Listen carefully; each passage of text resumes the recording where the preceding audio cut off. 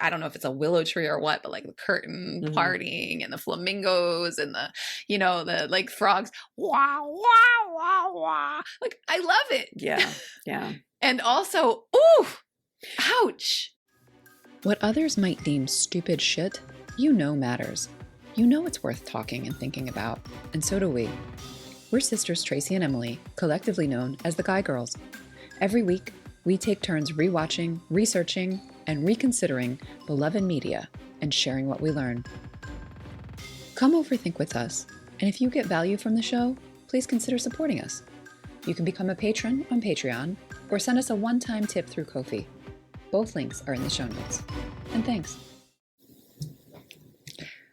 I'm Tracie Guy Decker, and you're listening to Deep Thoughts About Stupid Shit. Because pop culture is still culture, and shouldn't you know what's in your head?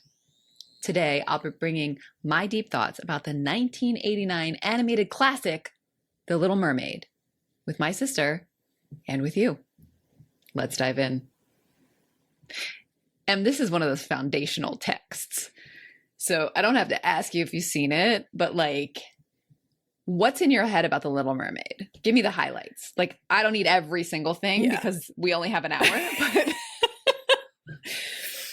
but give me the highlights. So a couple things. The music, Part of Your World is a song that's in there, as in Les Poissons, because anything French. That's as is Les Poissons. Yeah. Mm-hmm. Yeah. Mm-hmm. And Kiss the Girl and Under the Sea. I mean, it's just banger after banger.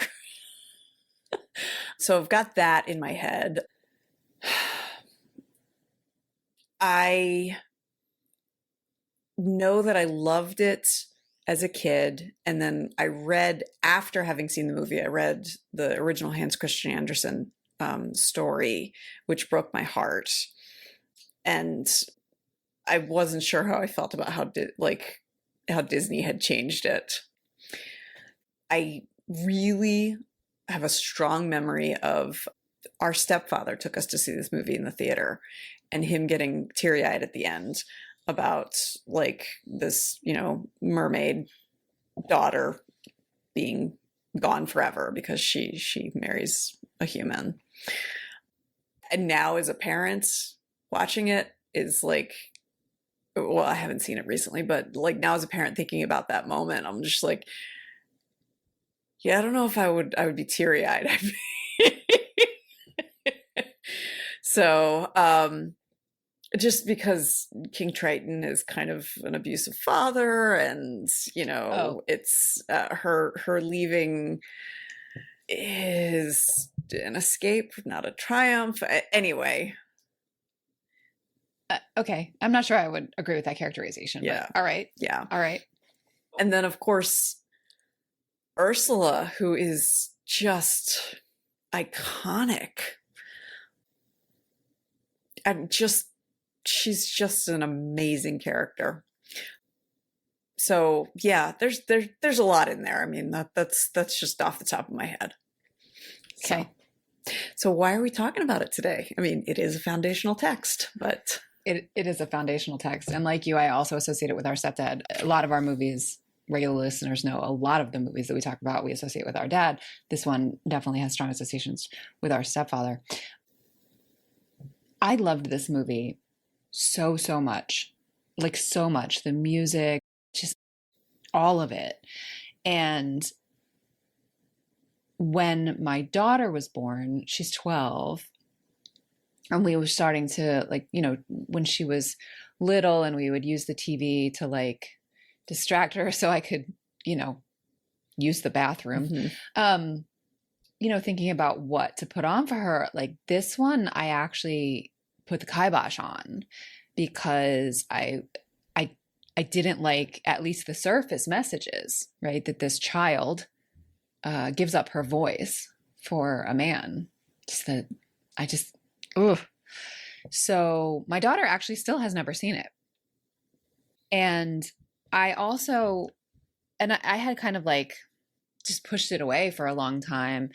And I recently heard of some folks in the trans community kind of feeling affinity for Ariel, and that made me kind of want to re-look at it and just look at it more deeply than just, oh, she gives up her voice for a man, which is not untrue, but is not a nuanced view of what happens. And so I wanted to give it just a little bit more. It is such a foundational text. I mean, Under the Sea and the song Under the Sea and part of Your World are both like so baked in that the lyrics come up sometimes like in my life. So I really wanted to look at it more closely. So I want to talk about that, sort of the role of romance in this film as a coming of age, and how I wish it were handled differently. But I also want to talk about it in context in the late 80s and the sort of fallow period of Disney that this was coming out of, and Ariel in comparison to what had been before. Like I want to put her in context. I want to talk about the Hans Christian Andersen story and the allegory that it was for him, and what the changes made, what difference those made. And I do want to talk about Ursula and sort of what messages we're getting from her. Right. And we'll talk about the father-daughter dynamic, which is not healthy, for certain, not healthy. I'm not sure I would characterize it as abusive, though there are moments of abuse, which is a nuanced distinction that maybe won't hold up, but we'll get there. We'll get there. I also want to be clear with our listeners. I am just talking about the 1989 animated version. So this is not, I actually have not seen the more recent live action version, which I understand did make some changes to maybe address some of the things that I'm going to bring up. I will watch that, but I have not yet. So just to be very, very clear. Before we get there, let me give a synopsis of the plot. Once again, I have Wikipedia up on my other screen so that maybe it can keep me from meandering. Maybe. We'll see. So the movie opens on this big production under the sea, under the Atlantic Ocean in the kingdom of Atlantica, where we meet King Triton. He's pulled into his throne room. It's like this big musical number. He's pulled into this throne room with dolphins pulling this giant shell, think like Birth of Venus type giant shell. And he's a merman with a big beard that sometimes covers his nipples, but not always.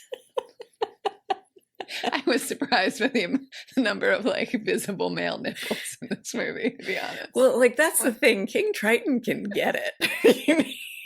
He's built. He is built.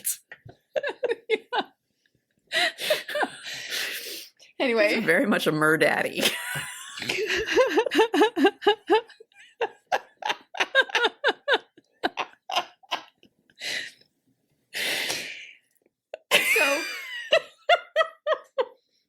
So right after meeting King Triton, we meet his composer, like musical composer and courtesan, Sebastian, who has a much, much longer name. Sebastian's his last name. He's a crab. And he speaks with this sort of Jamaican accent. And this is going to be the introduction of Triton's youngest daughter, Ariel, her musical debut. Her sisters all sing this song where they name their names. But none of us compare to our sister Ariel. And then her Birth of Venus clamshell opens. Wah, wah. She's not there. So we cut to where she is. She is with her best friend Flounder, who is a bulbous fish who has the voice of a child. And they are exploring a shipwreck. And she picks up a fork. They run away from a shark.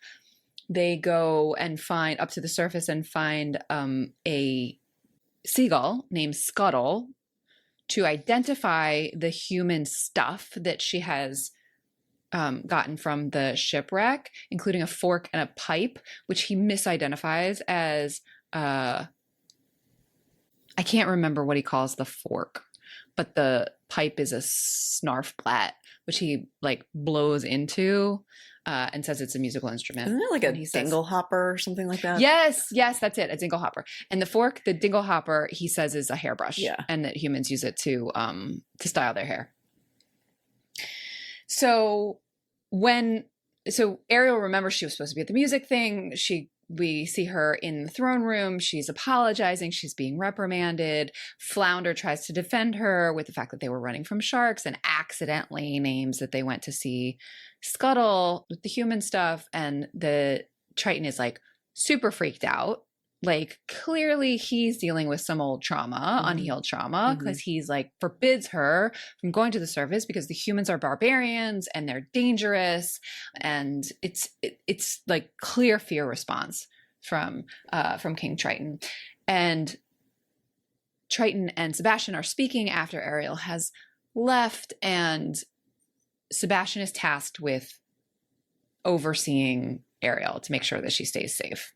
So somewhat resentfully, he follows her, ends up in this grotto, this underwater cave where she has all of her human stuff, where she sings part of that world. And she's got like just all like so much, this huge collection of human things. And she sings, and it's the lyrics.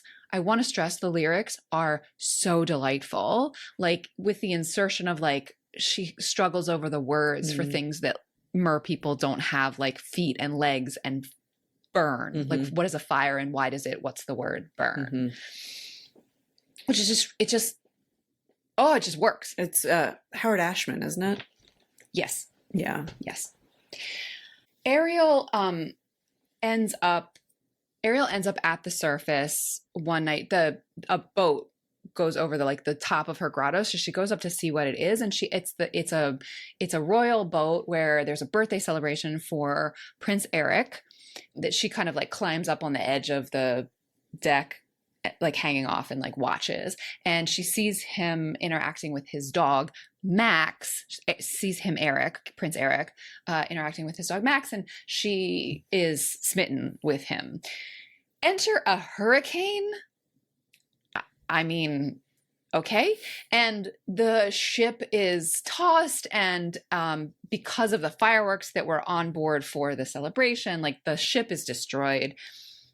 Eric, the sailors get into the lifeboat, and Eric does too, but the dog is still on the boat. So Eric goes back to save the dog and ends up in the water. Ariel saves him and like gets him up onto shore and is like singing to him as he starts to return to consciousness. And then she slips off into the water before they actually interact much at all, in order to avoid detection, because I don't know what he is, like a valet. Grimsby, Eric's valet, is coming. He's an old man and is like looking for her, for Eric, and is coming. And so Ariel slips away to avoid detection. So she's like mooning about, and her sisters are like, wow, she's got it bad. And Triton's like, got what bad? And so Triton believes that Ariel has a crush on a merman, based on what his other daughters have said. So he confronts Sebastian playfully, like he wants to know, who is this lucky merman? And Sebastian, but the way that he does it, he says, I know that she's in love. And Sebastian thinks that he actually knows about the adventure to the surface, and ends up telling him, even though he didn't know. And Triton freaks the fuck out, and has the one moment that I think actually is truly abuse, where he goes to her grotto and destroys all her stuff. Yeah. And that destruction of a child's property is a thing that I think happens. It happens where parents think they're teaching a lesson, and that I will say out loud, that's abusive. And props to the animators, because as he leaves, we see that he knows that if not that he went too far, he knows that he has hurt her. And we know it through his facial expression of a blessed drawing. Yeah. And like, wow. Like for reals, wow. So in the sort of aftermath of this traumatic moment for her, Flotsam and Jetsam, the two eels who are minions of Ursula the Sea Witch, come and talk to Ariel and say, you know, we know someone who could help you. And initially Ariel's like, no, I don't want to have anything to do with the Sea Witch. But these two eels are very clever. And as they're leaving, they say it was just a suggestion and sort of flick the face of, there had been this statue of Prince Eric that was really ridiculous that Eric didn't like, but whatever. It came down. Flounder brought it into her I don't know how the tiny fish brought the giant statue into her grotto, but somehow Flounder managed to get the statue into her grotto. Triton had destroyed it, but like the face was intact, and one of the eels kind of flicks it at her where she's sitting, you know, mourning the loss of her stuff. And so that's what convinces her. So she goes off with the two eels. Flounder and Sebastian try to convince her not to go, but she's like, no, I'm doing this. There's nothing for me here. So she goes and meets with Ursula, who is this amazing octopus mer person. So instead of having a fishtail, she's got like 8 octopus legs, and she is voluptuous and round, and she's got this deep smoker's voice. And there's rumor, I mean, I didn't research this closely, so I don't know how accurate this is, but there's at least some people who claim that she was based on the drag performer Divine, who's well known to Baltimore fans and fans of John Waters. And she certainly, there are others who say, you know, she's based on some sort of drag performer. Maybe it was Divine, maybe it was someone else that Howard Ashman was familiar with in New York, or maybe it was a conglomeration of a number of drag queens. Ursula kind of has drag queen energy. And she sings this song, also iconic, Poor Unfortunate Souls, where she says, I'm misunderstood, I help people. And I want to talk about the way that she helps people, like the examples that she gives when we get there. And basically she makes these deals with people, which they can't keep up their end. And then she collects them, I'm putting quotes around that, and they turn into these little like polyp worms, plant things, that kind of gray, and they have eyes and stuff, and they clearly feel fear. And she makes a deal with Ariel. You give me your voice, I give you legs, and you turn into a human for 3 days. And if you can get the prince that you love to kiss you with true love, not just any kiss, but a kiss with true love within 3 days, then you keep your legs and live happily ever after. If you don't, you're mine. Meaning she goes into this garden of worm polyps. Poor unfortunate souls. Right. She makes the deal.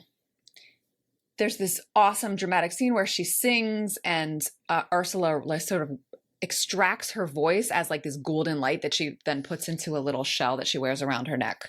Ursula wears around her neck.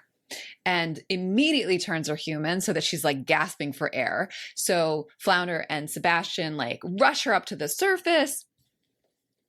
So now she's human. They have to get her into the castle somehow. She gets into the castle. It's adorable. Like she's so like this wonder that she has. It's so cute. She's the servants like clean her up and get her a dress. And meanwhile, Sebastian ends up in the kitchen where the French chef mistakes him for one of the crabs that he's cooking. And like there's this absolutely ridiculous slapstick scene with the song Les Poissons, how I love Les Poissons, where Sebastian nearly kills this dude. And they totally destroy the kitchen.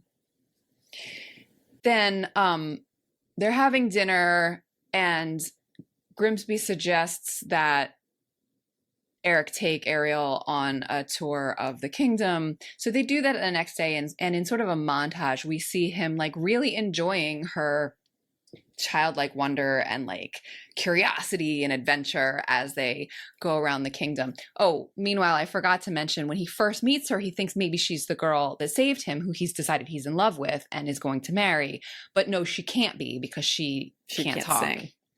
And the voice is the primary characteristic that he remembers about this mystery girl. Okay, so they're having a great time, and then the friends, Flounder, Sebastian, and Scuttle, they're like, has he kissed her yet? Has he kissed her yet? No, no, no. So now they decide they need to try and help that along. So they're rowing in a boat on a little like swampy river thing, and Sebastian gets all of the sea creatures and waterfowl to help him sing this song to try and like push them to kiss the girl, which is a great song and also like highly problematic when I watch it now. Yeah.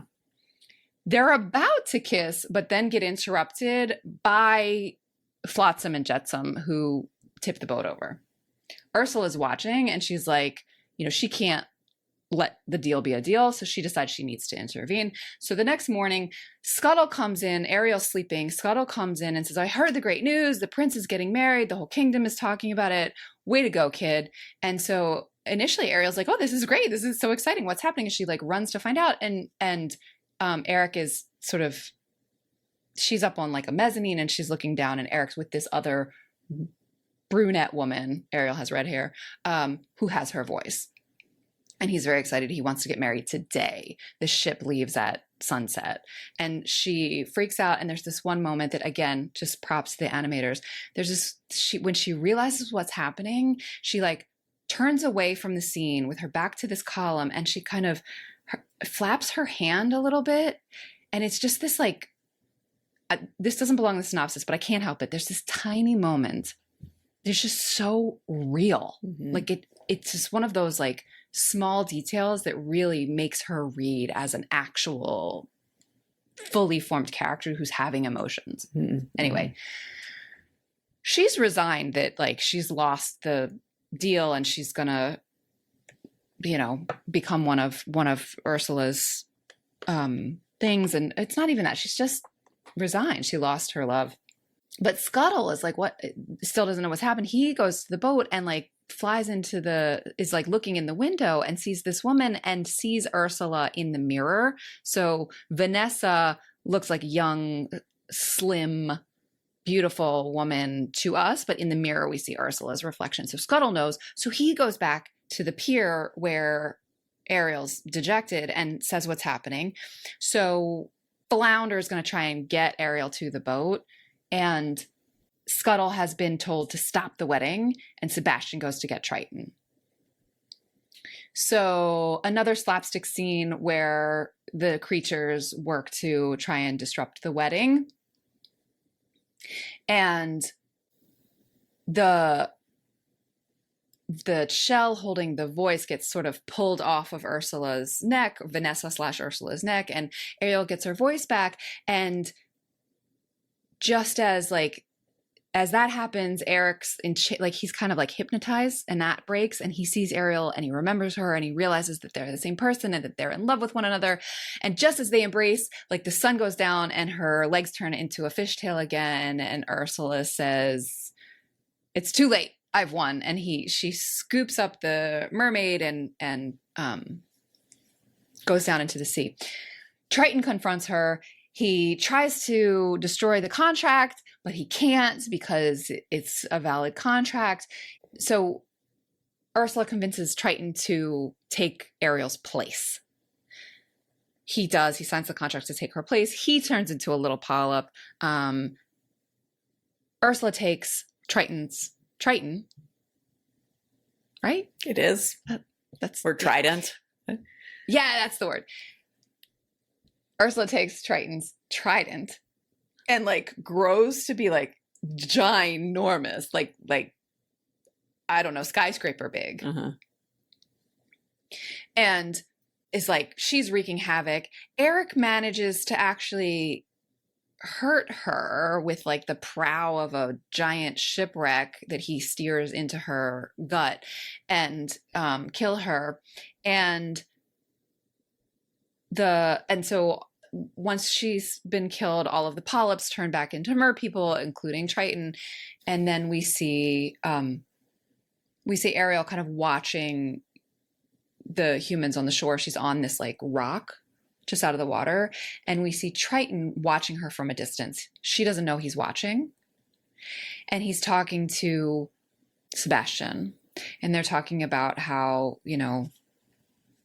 she's growing up, and I don't remember the exact words, but, sort of maybe humans aren't as bad as we thought, and blah, blah, blah.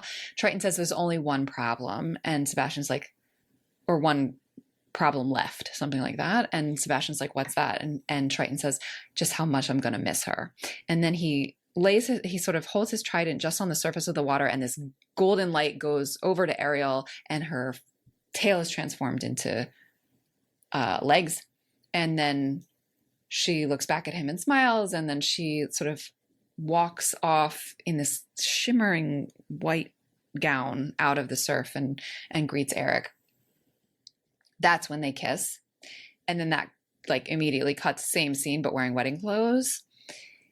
And she says that her dad comes and greets her, and they hug, and she says, I love you, Daddy. And the mer people are all there waving as they sail off into the sunset. So there were little pieces that I missed, I'm sure, like Flotsam and Jetsam bite it, and Ursula's really sad and calls them her poor poopsies. And iconic, as I said. Yeah. And about Ursula, like we don't know specifics, but at some point she lived in the castle, mm-hmm. and she really resents Triton, and we don't know what happened mm-hmm. there. Mm-hmm. So, we also hear that we know for sure Ariel's age is 16. So I actually want to start with the Hans Christian Andersen mm-hmm. because I think that that's significant and kind of informs some of the problematic things mm-hmm. that bother me. Mm-hmm. So I'd like to actually start there.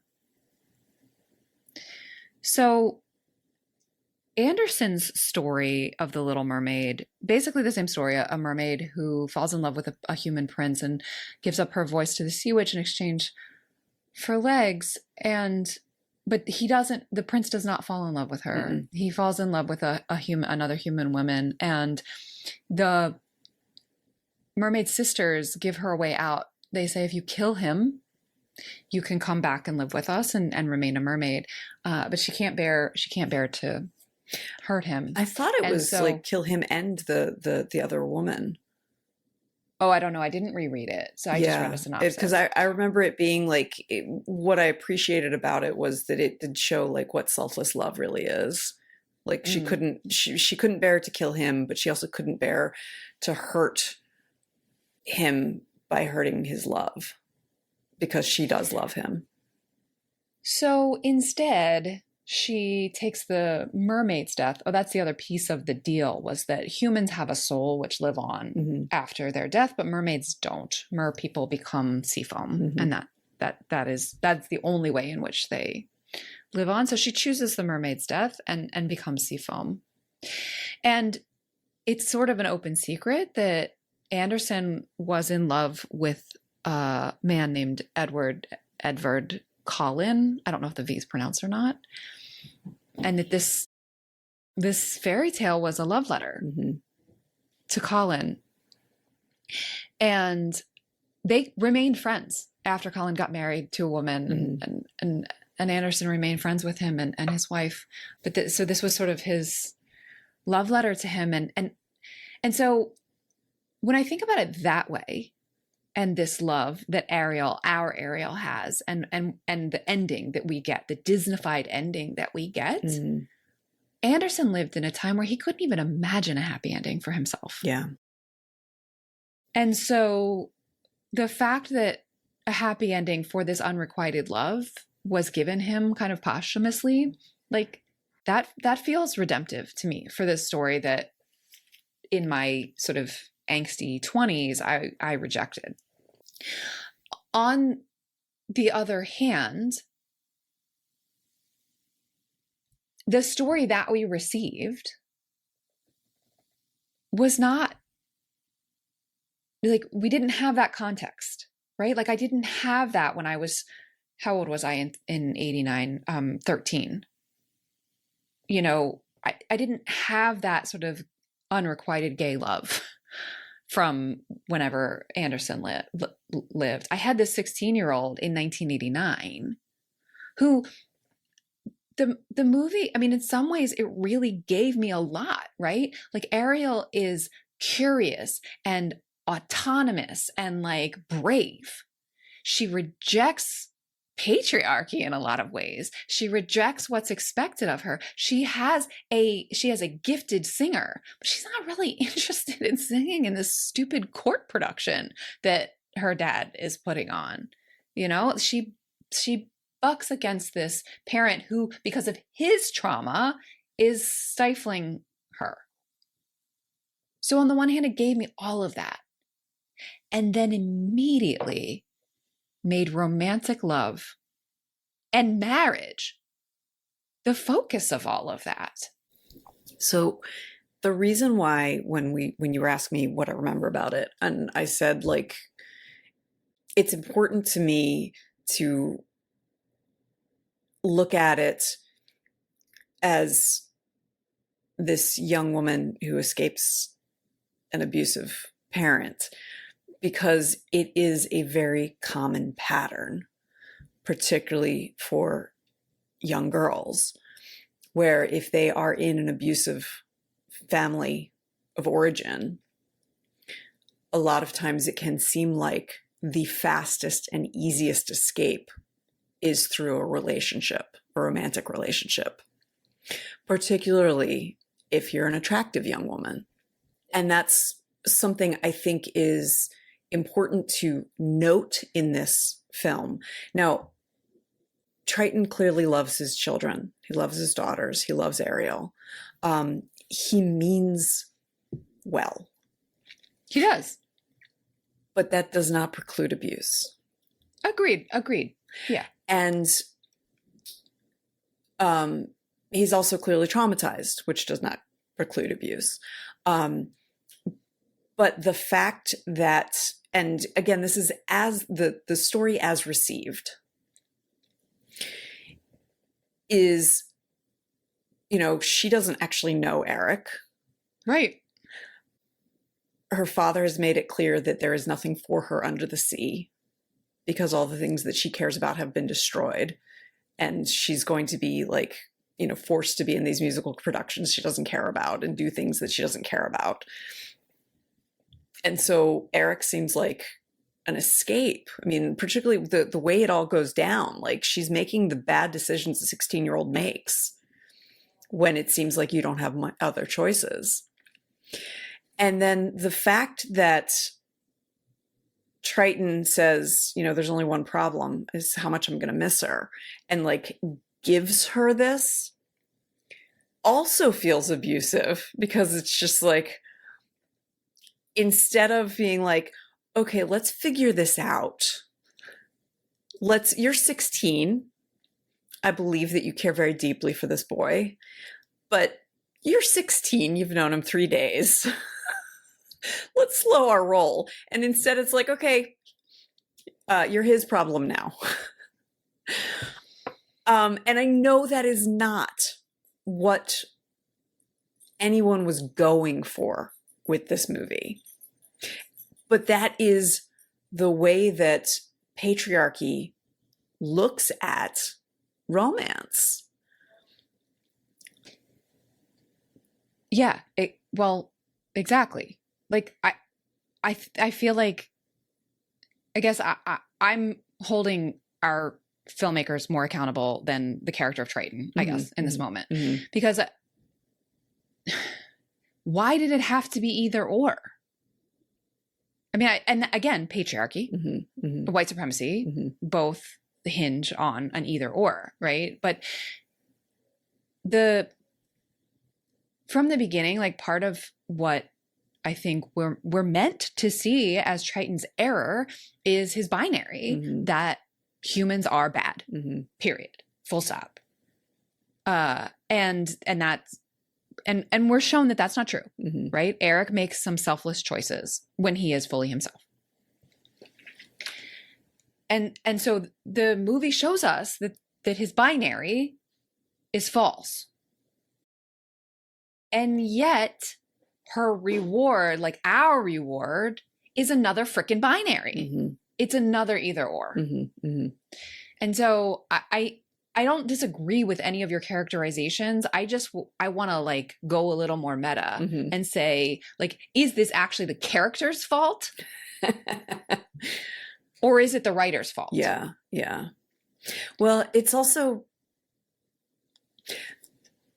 so before I learned that the trans community sees themselves in Ariel, I learned more about Howard Ashman, who died Not long after this, finished. a few years after. He died in 91 Okay. and the movie was released in 89. Yeah. And he died of AIDS at the age of 40. Yeah. And he had also done some of the lyrics for Beauty and the Beast, if I recall. Yeah. Yeah. So, and he was an important part of the Disney Renaissance of this time. I don't think we can underestimate how important he and Alan Menken together were to the Disney Renaissance, because bringing it back to that, like the really big musical numbers is part of what made it feel like the old days again. Mm-hmm. And so understanding, like as I understood it, that Howard Ashman and Alan Menken had a great deal to do with how Ursula was characterized. And a lot of the lyrics that can be read in multiple ways helped me kind of forgive the film the first time I forgave it. Because it helped me, it contextualized it in the same way that, like, so when I first read the Hans Christian Andersen fairy tale in probably like 1990, so like it was after the film came out, but I was still a kid. And that contextualized things for me, like, oh, Disney gave it a happy ending and made it so that the other woman was evil and not just, you know, a blameless person who the prince truly loved, which, okay, that's an interesting contextualization, and the selflessness of Ariel. And then there was also, I don't know if you recall, like, because she was so selfless, instead of becoming Seafoam, she actually gets a soul. Yeah, she becomes Seafoam, but she also has a soul. Yeah. And so like the Christianity of that kind of contextualized things for me. And, you know, it was from there then learning about Howard Ashman and his like really tragic early death and what his experiences being gay in the middle of the 20th century put into this film. You know, I find if you look at things through a queer lens, it can really contextualize the art that comes out, you know, both from Hans Christian Andersen originally to what Howard Ashman was able to do with this work. And part of what goes on is because it had to be done underground, we're receiving it in this heteronormative, patriarchal, binary thinking type of world, which we had no way of questioning as a 10-year-old and a 13-year-old when we saw it the first time. Right. So when I think about what makes me uncomfortable about this movie, what I want to ask myself is whether or not I am chafing at the genre, right? Like when I gave Roger Ebert a hard time for like being annoyed that the two protagonists got together in a romance. Like, am I being Roger Ebert in this moment by being annoyed that at the fairy tale that ends with a wedding? And I think the answer is maybe, or the answer is at least a little bit. Yeah, I'm at least a little bit like chafing at the actual genre. And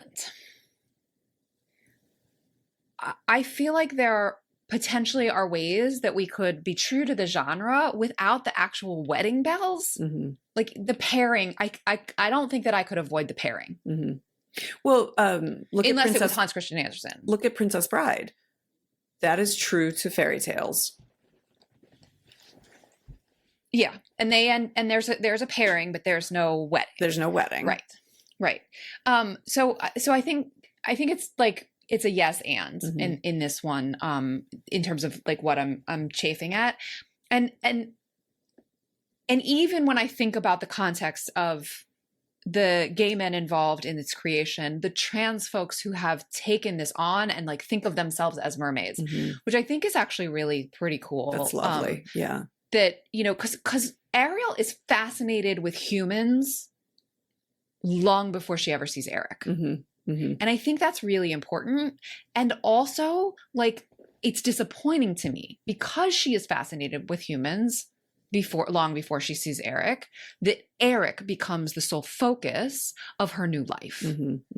Even for my trans siblings who see themselves in Ariel, like, I'm a little disappointed for them. On their behalf. Yeah. That's what I mean. On their behalf, that Ariel isn't given more purpose, more meaning, more to do, or the opportunity once she has actually transitioned. Yeah. Or the opportunity to just feel at home in herself. Yeah. Without it having to do with someone else. Right. Like, I want Ariel to just like be like, yeah, I got legs. Like, this is who I am, not so that I can be a wife. Yeah. And I want that for my trans siblings as well. So I think there's some of the tension that I'm feeling even within the sort of queer lens, right? So even for Andersen, really, like, I mean, this was a love letter to a specific man with whom he was in love. And so it makes sense that the romance, and like, I wish for Hans Christian Andersen that he could have just been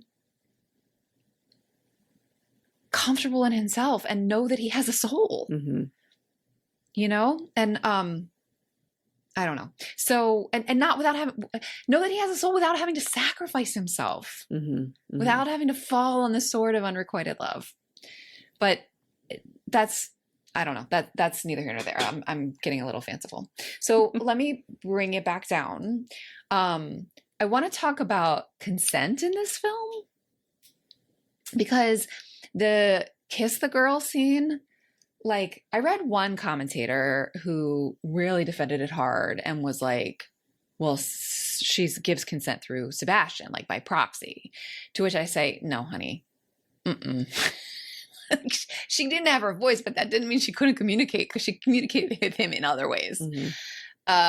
And the lyrics to the song say, you don't know if she wants it too, but there's one way to ask her, and that's to kiss her. Oh my God.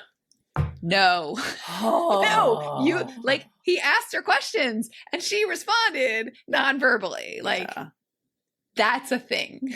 So that really bothers me in rewatch. As much as I love the song, as much as I love the visuals, you know, with like I don't know if it's a willow tree or what, but like the curtain parting and the flamingos and the, you know, the like frogs, wah, wah, wah, wah. Like, I love it. Yeah. Yeah. And also, ooh, ouch. So I'm going to bring up something that seems unrelated, but no, you. That's so out of character for you. Yes. I really like to meander, but so I'm thinking of, if you recall the article about Aziz Ansari in, I think it was like January of 2018. It was just after like the bulk of the Me Too movement, where a young woman who we only know as Grace talked about a date that she went on with Ansari, where he consistently pushed her boundaries and then would back off a bit, and then pushed him again and then would back off a bit. And this was polarizing, this article. There were a lot of women over a certain age who were just like, that's just a bad date, or you have words, say no, or slap him. And younger women were more likely to be like, no, it's not okay what he did. And, you know, it doesn't have to use force or coercion to be non-consensual. And one of the things that I remember from that moment was an article where someone was saying, like, why is it that we know that men understand nonverbal no's and non-direct no's in every other situation but in the bedroom. So like if you say, hey, I'm going to order pizza, do you want some pizza? And the person responds, I don't think I'm hungry. You know that means no. Whereas if you say like, hey, how about we take this in the bedroom? Like, I don't know if I want to do that right now. Oh, come on, honey. I bring this up because this is all part and parcel of the same thing. The lyrics, you don't know if she wants it to, and there's only one way to find out, and that's to kiss her. Well, there's one. It's not the only way. Oh, okay. There's one way. But the lyric is there's one way. Yeah. So Aziz Ansari is about our age, maybe a little younger. So I don't know. So he was a kid watching this too. Right. And so this is what he learned too, which is that you press until she says no. And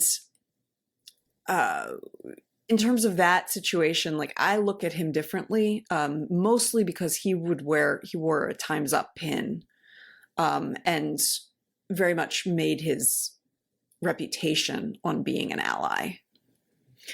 So it has changed how I look at him. Now, I don't think that he needs to be canceled or anything like that, but I'm less likely to be interested in his comedy. But I also recognize that this is how he was raised to believe sexual politics works, in part because of the Disney movie and everything else that's part of rape culture. And so, you know, it may seem like this is like a stretch to be like, you know, it's a G-rated kids movie, but it's all part of these messages that we get in this culture, that it is on her to make a scene that she doesn't want something, rather than it being on him to get consent. Yeah. Yeah. And enthusiastic consent. Yeah. I'm going to bring it back to Little Mermaid. This is related to your Aziz Ansari tangent. The other moment where a man neglects to get consent from Ariel is when her dad gives her legs, right? Like he just does it, like it surprises her. And this is part of what you're pointing to as rape culture. She likes it. Mm-hmm. And so it's like, okay that he did it without her consent because she likes it, you know? And one could argue like, this is what she's been dreaming of, and he gave her dreams. And also he made a huge change to her body without talking to her about it first.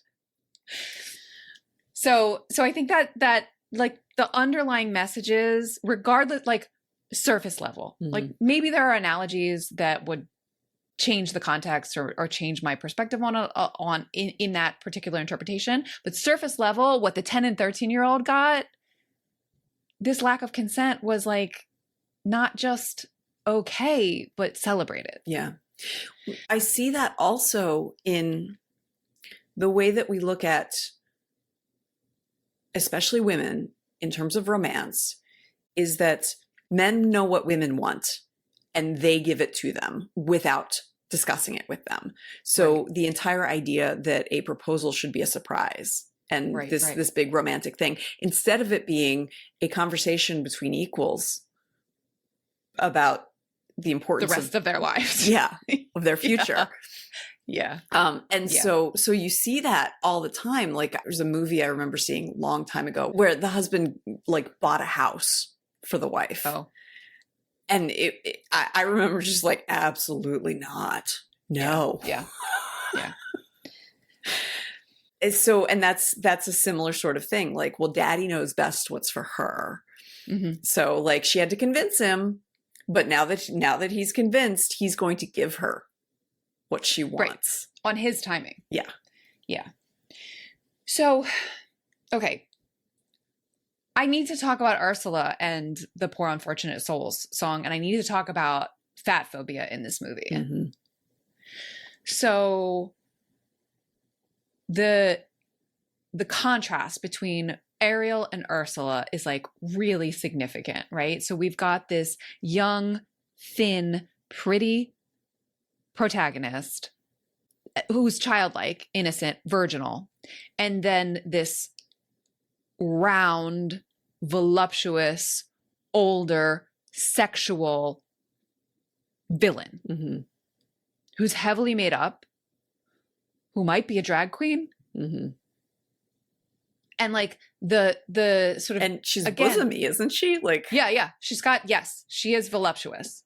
Yes. And so the contrast in this movie that is too much with either ors of young and good and pretty and older and fat and evil, mm-hmm. I have a problem with. Yeah. And that is further underlined by the one example of how she helps unfortunate souls in her song. This one longing to be pretty, that one wants to get the girl, and do I help them? Yes, indeed.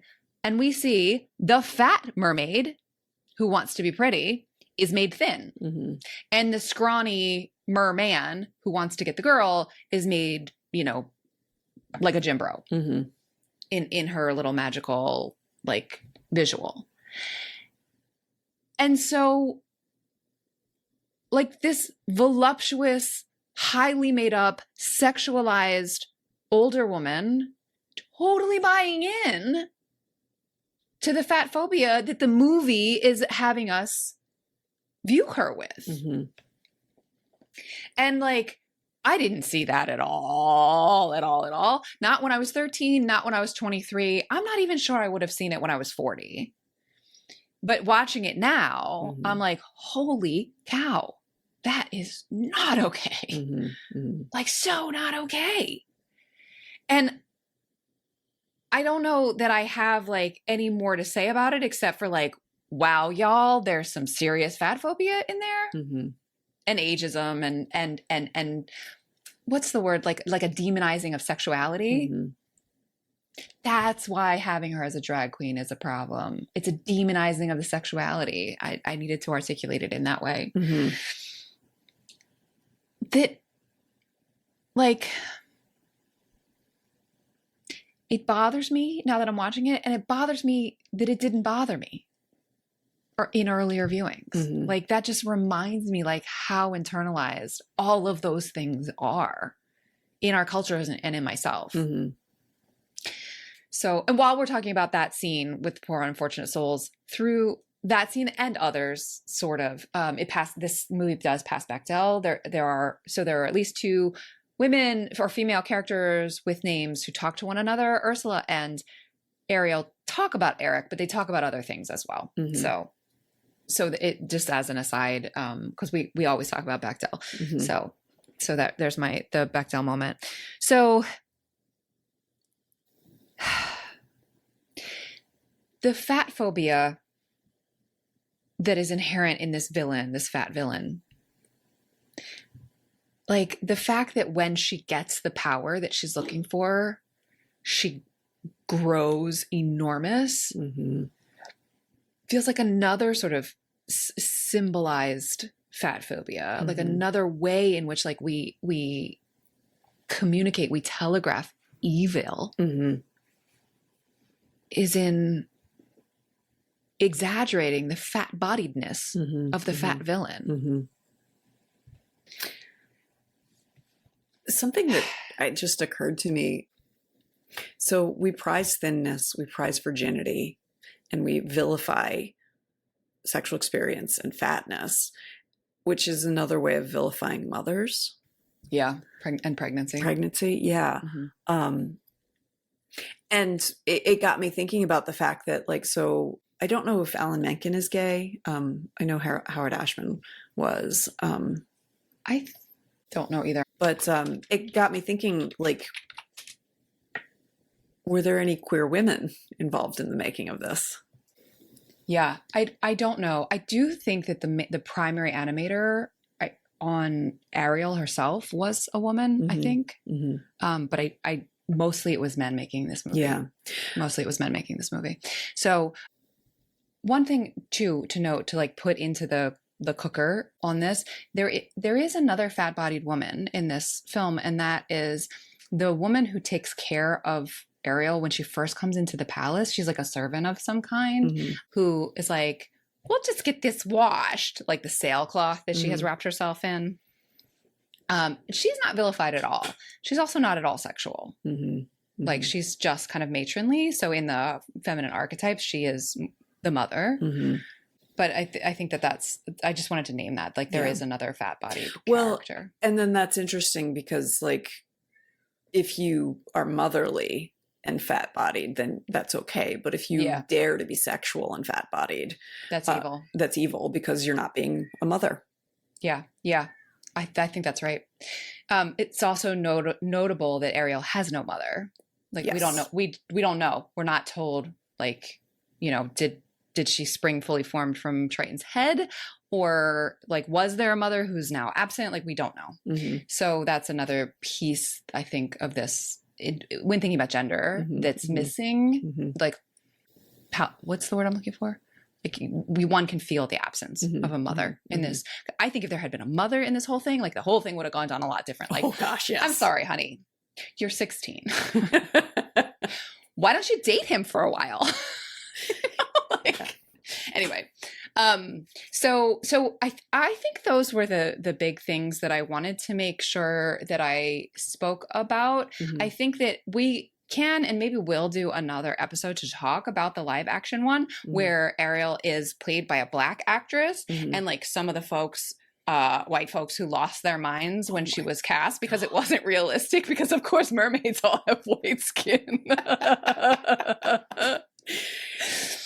So, like maybe we will do an episode about the live action. I haven't seen it, so I can't speak aside from like what I saw on, social media where people were like losing their minds. Like, this is so unrealistic, and she has red hair, and it's like, right. Anyway, you want to talk realistic? Does Ariel have any idea what the wedding night is going to be? Well, and like when she had, like if she gets pregnant, will she have a human kid or a merfish? Well, does she lay eggs? Like what? Also, can mer people have sex? What is she going to eat for the rest of her life? Because those are her friends. Those are her friends. And is she going to be like watching her husband eat her friends for the rest of her life? Yeah. Yeah. All right. Well, any final points, deep thoughts that you want to make before I try and summarize some of the things that we just talked about? One thing I just about Hans Christian Andersen, and I really wish I could remember which author it was, but he was an admirer of an author and like set up a correspondence with him.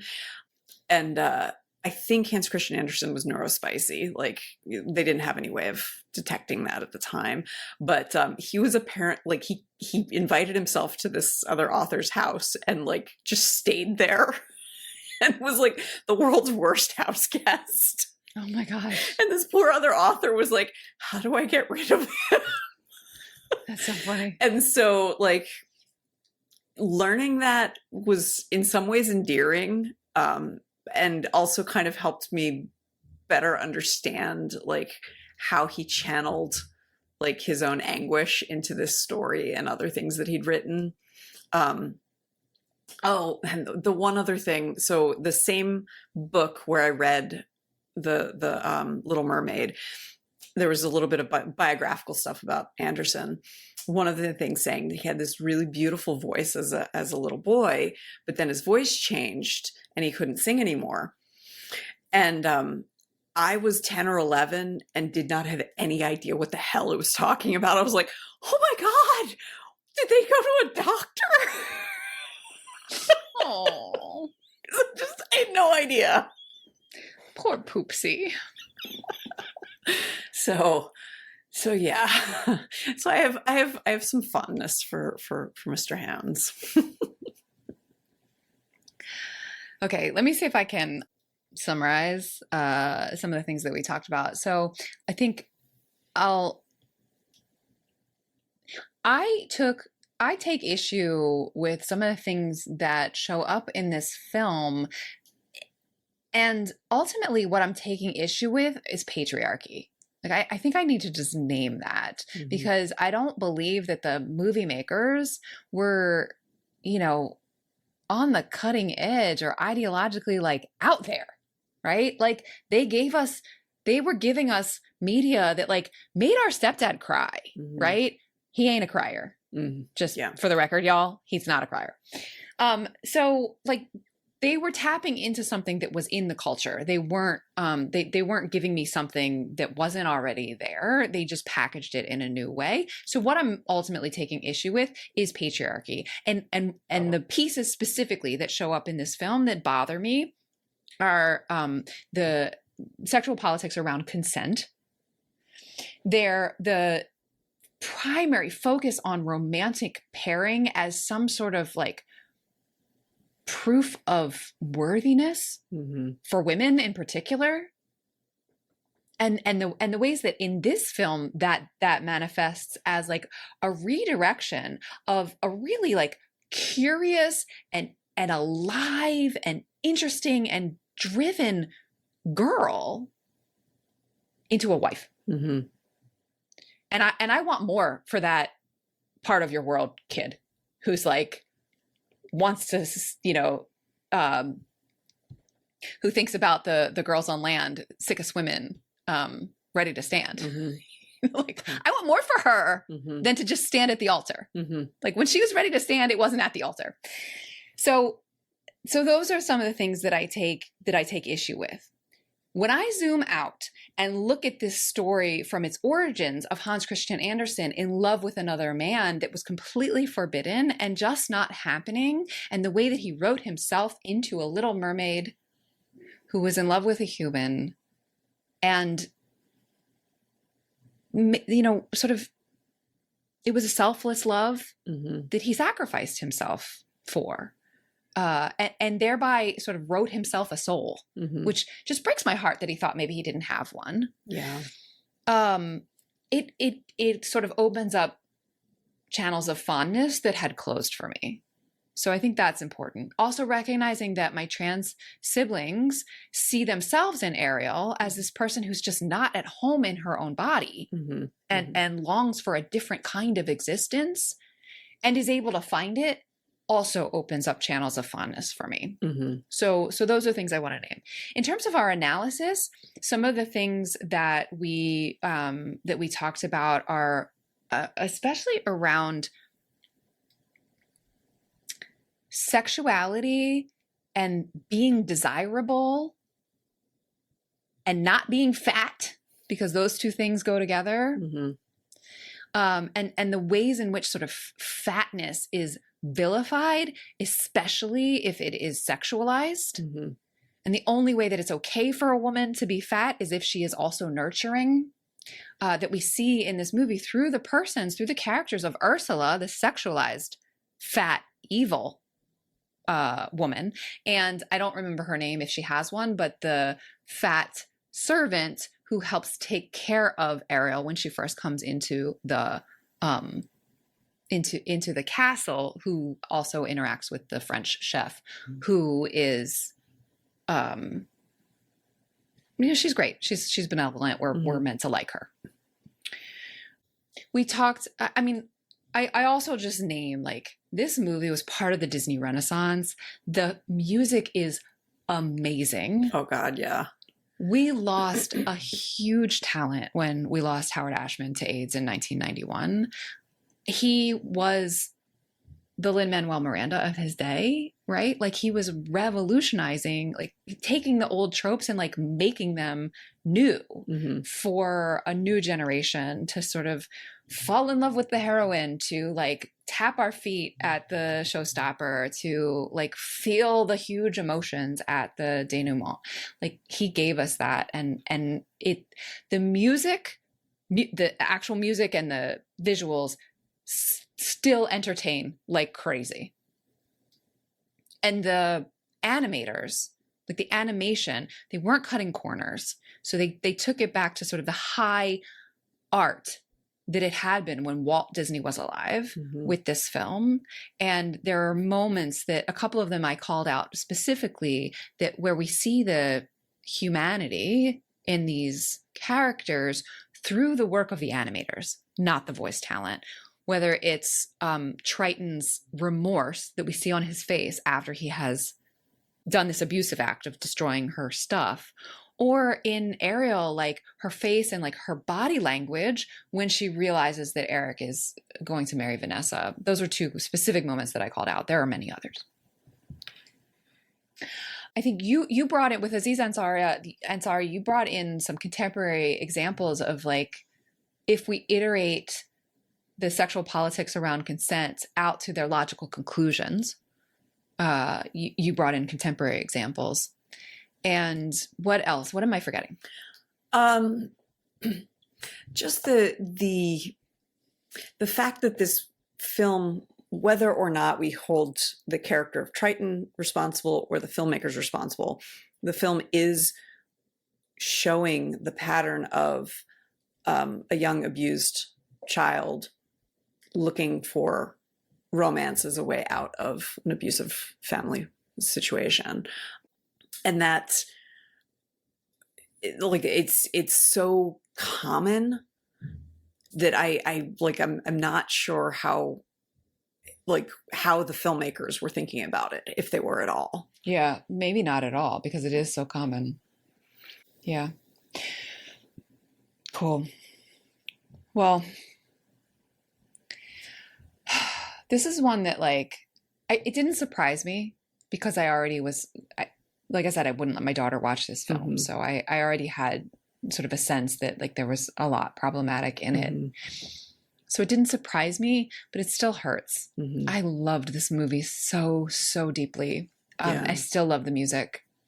So this is one of those that like is part of the reason that we're doing this project, right? Like I finding ways to be aware of what is problematic in what we love so that we can pick what we allow in as furniture and what we sort of Mm-hmm. hold. I don't think it means we have to cancel it entirely. Mm-hmm. Mm-hmm. But we're able then to actually like be more discriminating Mm-hmm. about what we let in as furniture of our minds. Mm-hmm. And which is why I didn't let my kid watch it, because she can't do that kind of discernment yet. She's not old enough. Yeah. You know, I invited her to watch it actually with this rewatch, and she was like, I don't want to. So. You know, I am thinking also just, so when you realize like she gives up her voice so that she can be with a man, and I thinking again about it in terms of like the pattern of like escaping abuse, it's like giving up your voice in order to get out of a situation that is untenable. I don't know, just so many of the movies and other art that we talk about ends up being like a very interesting and important metaphor for abuse and mental health. And so there's a way of looking at it there as well. But Ariel's story can't end, if that's the case, it can't end with the wedding, because like in another 5 years she's gonna be like, this is untenable, and like move on again. Yeah. And I guess what I want to name too, like this one commentator, I'll link to her article, who was really trying to defend the thing, was sort of saying like, she was saying that this writer was saying it's unfair of feminists to blame Ariel for that, because it's not her fault. Yeah. And I completely agree with her on that. This is what the choices Ariel makes are completely comprehensible. Mm-hmm, mm-hmm. And if her father had behaved differently, she would have behaved differently. Absolutely. So I absolutely think that the adults, both Triton and Ursula, are the ones to be blamed for the poor choices and for the giving up the voice for the man, even. Mm-hmm, mm-hmm. That doesn't make me okay with the fact that it happens like on surface level, that I would want my kid to watch it. It happens, my young daughter. It happens in a way without it ever being remarked upon, that like, and ultimately she's rewarded for it. Yeah. And so that's the other, like it's a gamble that the movie says pays off. Mm-hmm. And that's the piece that I don't want my 12-year-old to be imbibing without some critical thinking around it. Mm-hmm. Yeah. Okay. So next week, I understand we're going to stay under the sea. Yes. Next week, I'm bringing my deep thoughts about Jaws. I'm really excited about this. I have never seen it. Really? I've seen pieces. I've seen pieces, but I've never seen the movie all the way through. It's fantastic. My daughter and my spouse watched it this past summer together. And my kid was like, it's not that scary. But she's much tougher than I am. So I might watch it before, just not to like bring deep thoughts, but just to like just so you have it. Yeah. Just have it. It's really, really fantastic. It's a very, very well done. Like there's a reason why it's as iconic as it is. Yeah. It's a classic. Yeah. All right. Well, I'm looking forward to that. Until then. Till then. Do you like stickers? Sure. We all do. If you head over to guygirlsmedia.com/sign-up and share your address with us, we'll send you a sticker. It really is that easy. But don't wait. There's a limited quantity. Thanks for listening. Our theme music is Professor Umlaut by Kevin MacLeod from incompetech.com. Find full music credits in the show notes. Until next time, remember, pop culture is still culture. And shouldn't you know what's in your head?